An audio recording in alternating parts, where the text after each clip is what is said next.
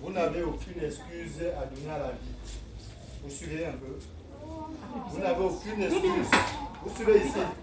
Et vous vous taisez là-bas. Vous n'avez aucune excuse à donner à la vie. Pourquoi? Parce que moi aussi j'ai été comme vous. Moi j'ai été orphelin très jeune. Je dis très jeune comme vous. Certains même d'entre vous, vous êtes grands déjà. J'espère qu'on se comprend très bien. Mais si je suis là, ce n'est pas parce que je mérite, mais c'est par la grâce de Dieu. C'est par la grâce de Dieu que je suis là. Et c'est par la grâce de Dieu aussi que je peux me tourner aujourd'hui vers vous, pas seul. Parce que j'ai un gros derrière moi. Mais pour qu'on s'en sorte, si vous êtes indiscipliné, ils ne pourront pas travailler avec vous. Moi, je ne pourrai pas travailler avec vous. Parce qu'il y a le respect qui est très important dans la vie. Quand tu voudrais qu'une main t'aide, tu dois être obéissant à cette main-là. Parce qu'il n'y a que cette main qui sait là où elle te dirige. Comme votre maman qui est là, c'est ainsi que la main de Dieu me dirige. Et si tu es rebelle à cette main, elle ne pourra pas t'aider. Et ne vous dites jamais que vous êtes les derniers de la société. Vous n'êtes pas les derniers. Si certaines personnes vous ont oublié, Dieu, lui, ne vous a pas oublié.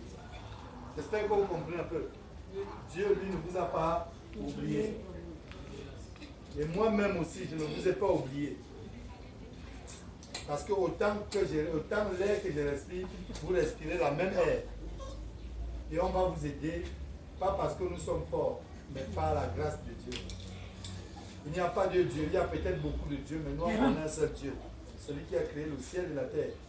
Et on connaît un seul Jésus, Jésus-Christ, qui est mort sur la croix pour nous tous. C'est celui-là qu'on connaît. Et c'est lui qui nous dit qu'il est le chemin, il est la vérité, il est la vie. Donc tout ce que je peux vous dire, c'est de ni pleurer, vous ne devez jamais pleurer, parce que c'est Dieu qui vous a créé pour un but. Vous ne devez jamais vous remettre en cause, ni en question par rapport à la vie que vous menez. Mais vous devez avoir un seul défi. Vous dites, si Dieu a permis que je vive, parce qu'il y a beaucoup d'entre vous qui seraient morts, qui seraient jetés dans les toilettes. Mais si Dieu a permis que je vive et qu'il a permis à ce foyer-ci de m'accueillir assurément, c'est pour que son nom soit glorifié dans ma vie.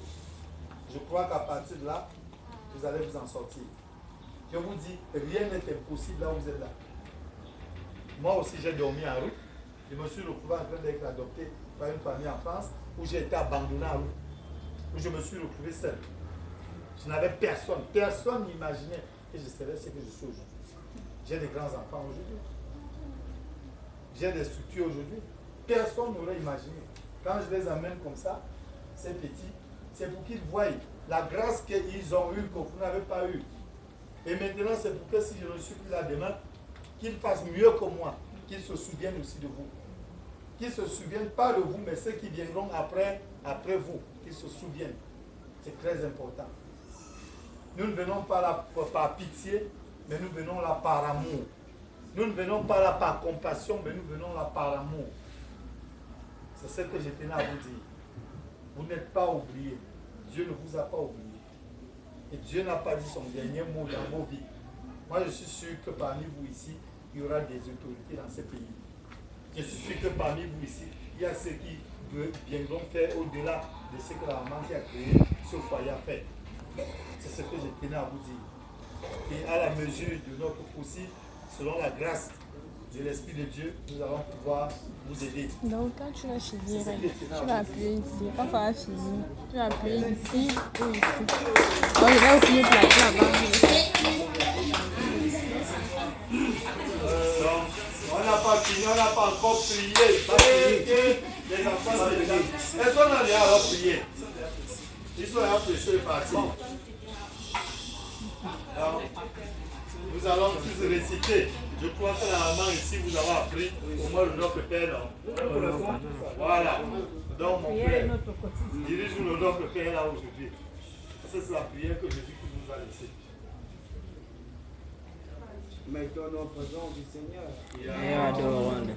Avant de vous remettre dans les mains du Seigneur, je tiens à vous préciser que nous avons très bien reçu le message que nous avons adressé.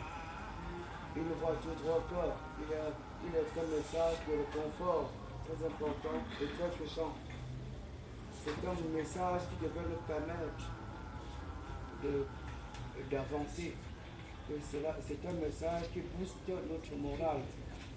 À travers votre message, cela vraiment nous interpelle à savoir que, comme la maman n'est plus là, nous devons être conscients et très conscients de nos vies. Si nous étions en train de jouer avant, nous ne devions plus jouer. C'est un message très important. Merci et très profondément merci. Notre Père qui es aux cieux, que ton nom soit sanctifié, que ton règne vienne, que ta volonté soit faite sur la terre comme au ciel. Donne-nous aujourd'hui notre pain de ce jour. Pardonne-nous nos offenses comme nous pardonnons aussi à ceux qui nous ont offensés.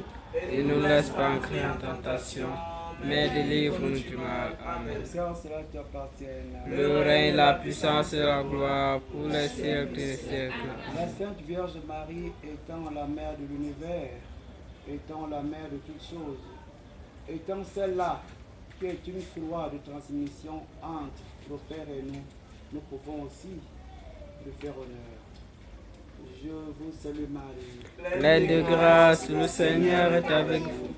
Vous êtes bénie entre toutes les femmes, et Jésus, le fruit de vos entrailles, est béni. Sainte Marie, Mère de Dieu, priez pour nous pauvres pécheurs, maintenant et à l'heure de notre mort. Amen. Gloire soit au Père, au Fils et au Saint-Esprit. Comme il était au commencement, maintenant et toujours, dans les siècles des siècles. Amen. Au nom du Père, et du Fils et du Saint-Esprit. Bonne fille.